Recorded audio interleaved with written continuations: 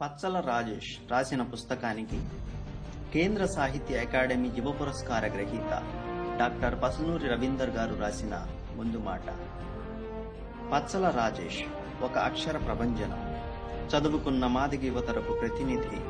ఎవడి స్వార్థం వాడు చూసుకోవడం కాదు, సామాజిక బాధ్యతతో జాతి కోసం ఏదైనా చెయ్యాలని అల్లాడుతూ నిత్యం అక్షర యుద్ధం చేస్తున్న యువకవి రాజేష్. అందుకే నాకు రాజేష్ ఆచరణ అన్నా అక్షరమన్నా ఎంతో ఇష్టం.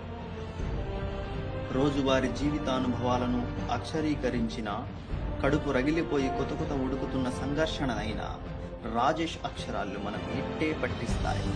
ఇతడు నికార్సైన దండోరా కవి. మాదిగ జాతి విముక్తి కోసమే కలం పట్టాలన్న స్పృహ కలిగిన తనం ఇతని అక్షరాల్లో అణువుణువునా కనిపిస్తాయి. చిర్ర చిటికెన మీద అగ్గై మండుతున్న మాదిగ జాతి ఆకలి మంటల సెగ ఈ కవిత్వంలో మనకు తప్పకుండా తగులుతుంది. నాగప్ప గారి సుందర్రాజు యాదయ్యల మాదిగ తత్వం అక్షరాల్లో నింపుకొని దండోరా వేస్తున్నాడు రాజేష్.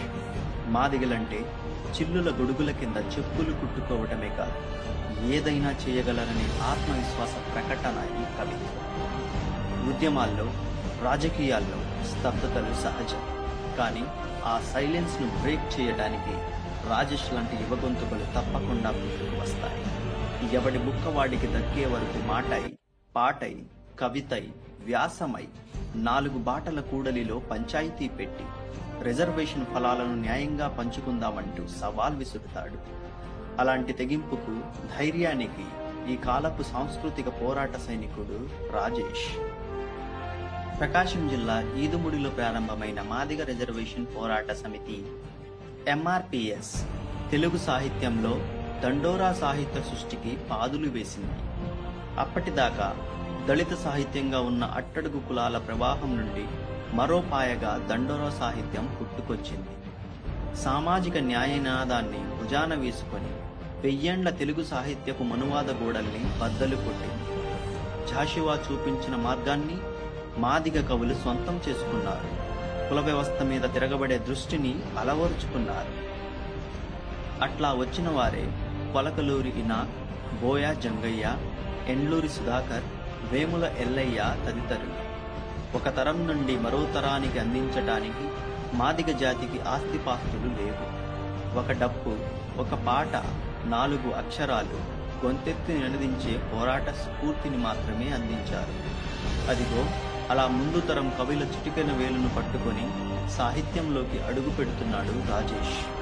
తాను చదువుకున్న ఇంగ్లీష్ సాహిత్యానికి మాదిగ ఈస్థెటిక్స్ ని జోడిస్తున్నాడు.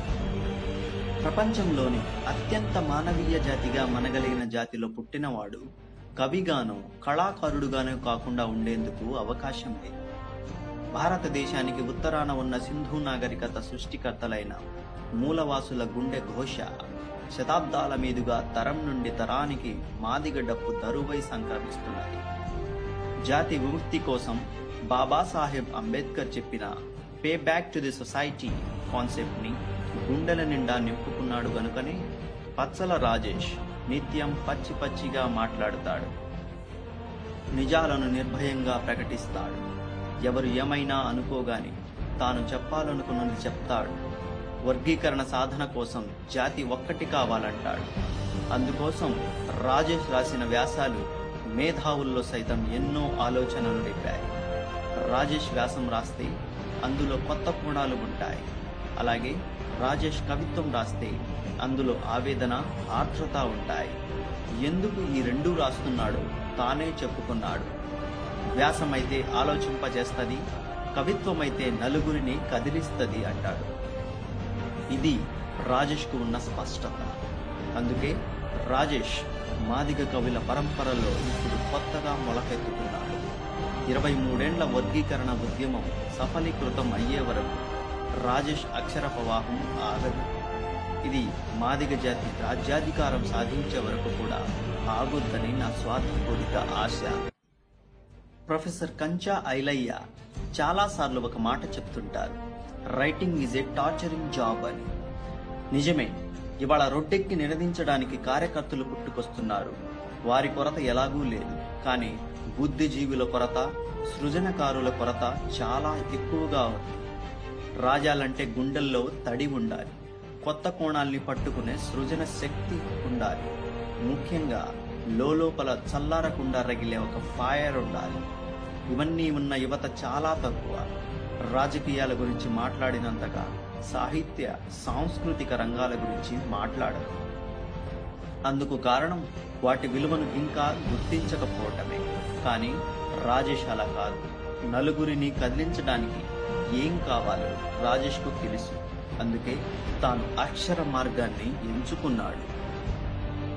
నిజానికి రాజేష్ తన దారి తాను చూసుకొని ఇంగ్లీష్ సాహిత్యంలో తృప్తి చెందితే జాతికి అది మేలు చేయదు.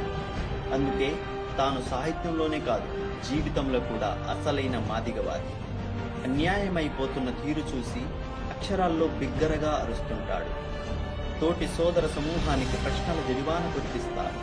అందుకే రాజేష్ ఇప్పుడొక సమూహ ప్రశ్న. అతడు అడుగుతున్న ప్రశ్నలకు ఎవరి దగ్గర జవాబులు లేవు. అందుకు కారణం అవన్నీ పచ్చి నిజాలు. అవి రాజ్యాంగం పునాదిగా సంధిస్తున్న ప్రశ్నలు. ఈ ప్రశ్నలకు సమాధానాలు చెప్పలేని వారందరూ రాజేష్కు శత్రువులుగా మారుతారు, దుమ్మెత్తిపోస్తారు, బురద చల్లుతారు. అయినా సరే రాజేష్ వెనక్కి తిరిగే రకం కాదు. ఆది జాంబవుని అసలు వారసుడు కాబట్టే యుద్ధానికి సిద్ధమయ్యాడు. ఉద్యమాల్లో చురుకైన వ్యక్తులు బహుముఖ పాత్రలు పోషించాల్సి ఉంటుంది.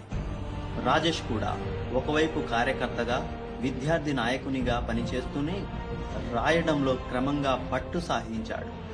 సోషల్ మీడియా వేదికగా రోజు ఏదో ఒకటి రాయకుండా ఉండడు. అయితే అవేం కాలక్షేపానికి రాస్తున్నవి కావు. తన చుట్టూ ఉన్న వాళ్లను, తన జాతిని ఎడ్యుకేట్ చేసేవే. అందుకే రాజేష్ చూస్తుండగానే కవిగా అంది వచ్చాడు. నాకిప్పుడు రాజేష్లో ఒక జాషువా, ఒక నాగప్ప గారి సుందర్రాజు తమ్ముడు కనిపిస్తున్నాడు. తన గుండె రగిలి రాసిన ఈ కవిత్వం మాదిగ జాతిని మేల్కొల్పేందుకు ఉపయోగపడుతుందని బలంగా విశ్వసిస్తున్నాను. తాను ఇంకా సాహిత్య నిబద్ధుడు కావాలని ఆకాంక్షిస్తున్నాను. దళిత సాహిత్యాన్ని అమూలాగ్రం చదువుకొని దండోరా సాహిత్య పతాకగా రెపరెపలాడాలని తనను సాహిత్య ప్రపంచంలోకి స్వాగతిస్తున్నాను.